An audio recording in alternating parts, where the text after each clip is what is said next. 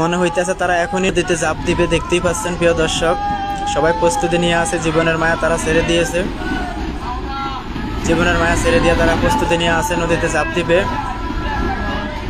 কেউ একজন কান্না মাখা কণ্ঠে আজান দিতেছে, দেখতেই পাচ্ছেন প্রিয় দর্শক।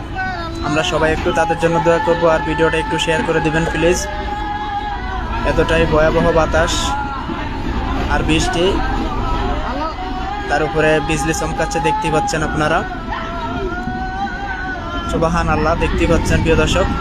ভিডিওটি একটু শেয়ার করে দিবেন, সকলে একটু দোয়া করবেন তাদের জন্য। লঞ্চটি বরিশাল থেকে ঢাকার উদ্দেশ্যে রওনা দেন, মাঝপথে তারা এই ঘূর্ণিঝড়ের শিকার হন। লঞ্চের ভিতরে পুরো পানি চলে আসতেছে, বিজলি চমকাচ্ছে। সকলে একটু দোয়া করবেন, ভিডিওটা একটু শেয়ার করে দিবেন প্লিজ। এই পরিস্থিতিতে লঞ্চ কর্মকর্তারা লঞ্চ কিন্তু থামিয়ে রাখেননি, লঞ্চ কিন্তু ধীরে ধীরে সামনের দিকে এগিয়ে যাচ্ছে।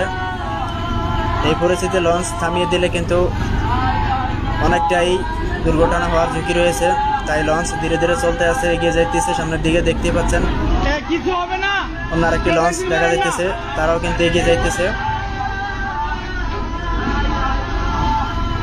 আল্লাহ ভরসা, দেখা যাক কি হয়। সবাই একটু দোয়া করবেন আর ভিডিওটা একটু শেয়ার করে দিবেন। অনেক যাত্রী রয়েছে লঞ্চে, সবাই কিন্তু এদিক সেদিক ছোটাছুটি করতেছে, দেখতেই পাচ্ছেন প্রিয় দর্শক। আল্লাহ সবাইকে রক্ষা করুক এই বিপদ থেকে। লোকটি আজান দিতে পারতেছে না, কান্না মাখা কণ্ঠে আজান দিতেছে। যারা এই দুর্ঘটনার শিকার হয়েছে তারাই একমাত্র জানেন তাদের কাছে কেমন লাগে, কিন্তু আমি দেখি আমার কাছে খুব ভয় লাগতেছে। বিজলি চমকাচ্ছে, অনেক বাতাস, দেখতেই পাচ্ছেন। পুরো যাত্রী আতঙ্কিত অবস্থায় রয়েছে।